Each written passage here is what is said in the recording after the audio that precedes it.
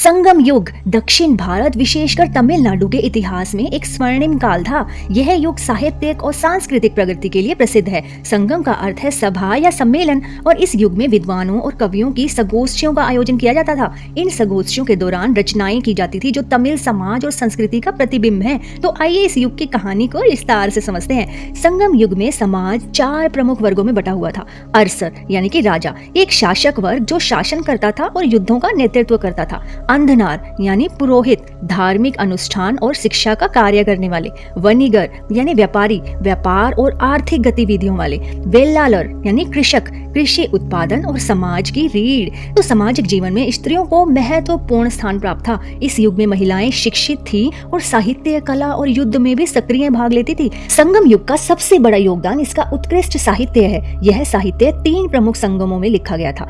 एट्टू टोकई और पट्टू पट्टाटू संगम साहित्य की प्रमुख रचनाएं हैं। ये कविताएं न केवल प्रेम और युद्ध के विषयों पर आधारित थी बल्कि सामाजिक, आर्थिक और राजनीतिक स्थिति का भी वर्णन करती थी। तोलक्कापियम तमिल भाषा और व्याकरण की सबसे पुरानी किताब, शिल्पकिदारम और मणिमेकलई संगम युग के बाद लिखे गए तमिल महाकाव्य जो समाज और संस्कृति को दर्शाते हैं। संगम युग की अर्थव्यवस्था कृषि, व्यापार और शिल्प पर आधारित थी। कृषि में चावल, गन्ना और मसालों की खेती प्रमुख थी। सिंचाई के लिए नदियों और टैंकों का उपयोग किया जाता था। शिल्प और हस्तकला, संगम युग के लोग वस्त्र निर्माण, धातु शिल्प और आभूषण निर्माण में निपुण थे। विशेष रूप से रेशम और सूती वस्त्रों की मांग विदेशों में भी थी। मदुरई और कांचीपुरम जैसे शहर व्यापार और शिल्प के लिए प्रमुख केंद्र थे। विदेशी व्यापार, रोम के साथ व्यापार का प्रमुख प्रमाण रोम के सोने के सिक्के हैं जो तमिलनाडु में पाए गए हैं। प्रमुख निर्यात में मसाले, मोती, हाथी दांत और कपड़े शामिल थे। आयात में घोड़े, वाइन और धातुएं प्रमुख थी। प्रशासनिक व्यवस्था, संगम युग में राजाओं का शासन एक संगठित प्रशासनिक प्रणाली पर आधारित था।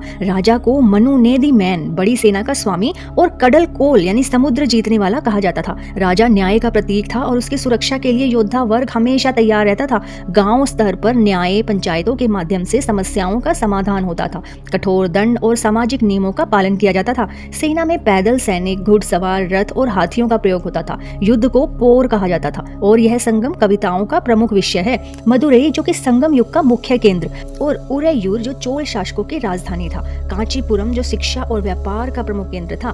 सांस्कृतिक और धार्मिक जीवन जिसमें धर्म, संगम युग के लोग प्रकृति की पूजा करते थे। सूर्य, चंद्रमा और समुद्र जैसे प्राकृतिक तत्व देवता माने जाते थे। इस युग में जैन और बौद्ध धर्म का भी बहुत प्रभाव देखा गया है। तमिल समाज संगीत और नृत्य में निपुण था। परई और याल जैसे वाद्य यंत्रों का उपयोग होता था। सोने, चांदी और मोतियों के आभूषण बहुत लोकप्रिय थे। महिलाएं सुंदर सिल्क और कॉटन की साड़ियां पहनती थी। संगम युग के पतन का मुख्य कारण राजनीतिक अस्थिरता और बाहरी आक्रमण थे। चेर, चोल और पांड्य राजवंशों के बीच निरंतर युद्धों ने इस युग की सांस्कृतिक उन्नति को धीमा कर दिया।